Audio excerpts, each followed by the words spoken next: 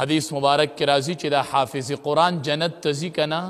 الله به دې حافظ قرآن ته وایي حافظ قرآن الخل په دې یو لاس کې همیشګیري والا چې په جنت کې به همیشه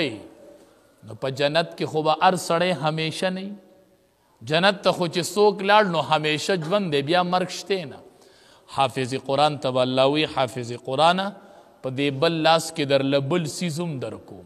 الله څه راکوي هو الملک په دې بل لاس کې بادشاهي والا اوس زه جنت ته جنت ته چې ځې حافظ قرآن نو په جنت کې به بادشاهي بادشاه ته به ملکی کوي ته به د جنت سرداري ته به په جنت کې ملک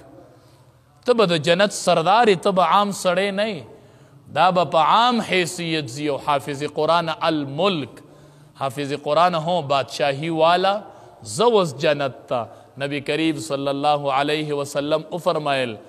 وی حملت القرآن عرفاء اہل الجنہ حملت القرآن عرفاء اہل الجنہ دا قرآن حاملین دا قرآن بارکون کی دا قرآن حافظان دا قرآن عالمان عرفاء اہل الجنہ دا با دا جنت سردارانی سرداران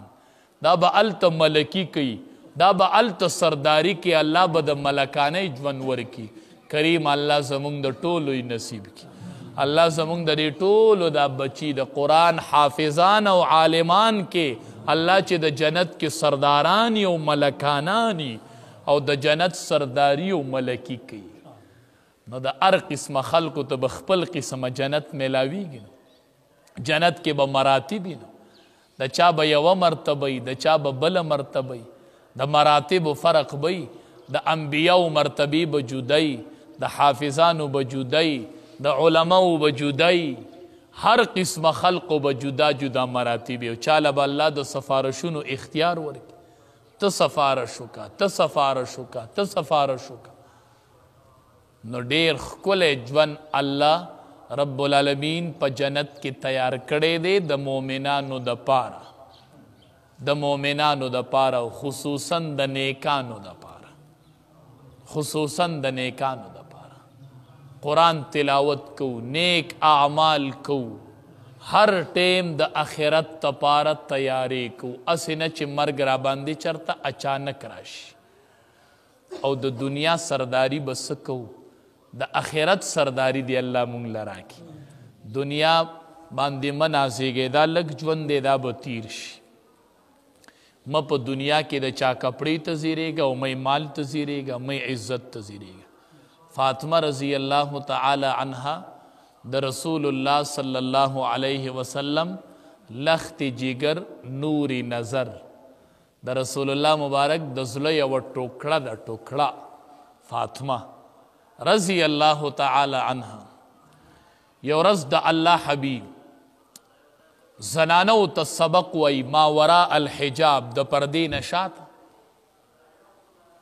زنانو تا سبق وی تپوس اوکو زنانو کی نن سبق کی سوک نشترے وی دا اللہ حبیب استالور فاطمہ بنت محمد صلی اللہ علیہ وسلم نن غیر آزر دا سبق کی نن استالور نشتر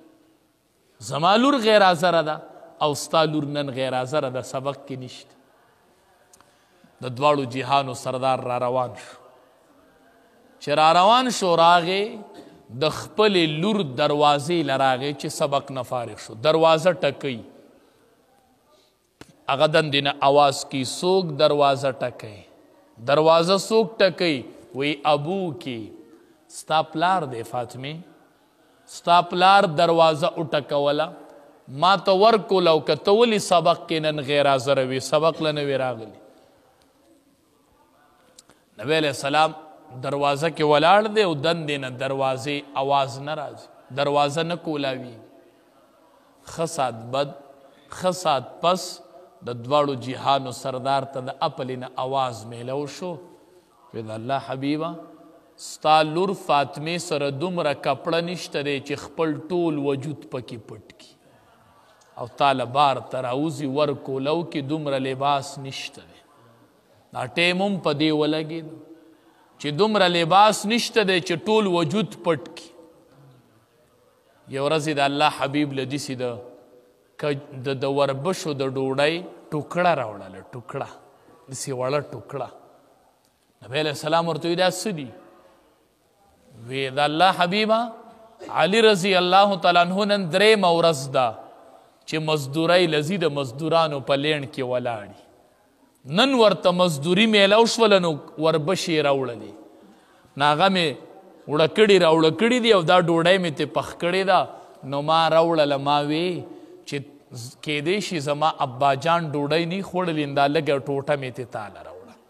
3 ورځې پس مونږ ته د وربشو ډوډۍ میلاو شوله نبی کریم صلی الله علیه وسلم ورته وی فاطمه تا په 3 ورځ وموندله او ستا اباجان چې د دواړو جهانو سردار دی نن 15 ورځ د چې کور کې چوله نه ده بله شوې تا خو په 3 ورځ وموندله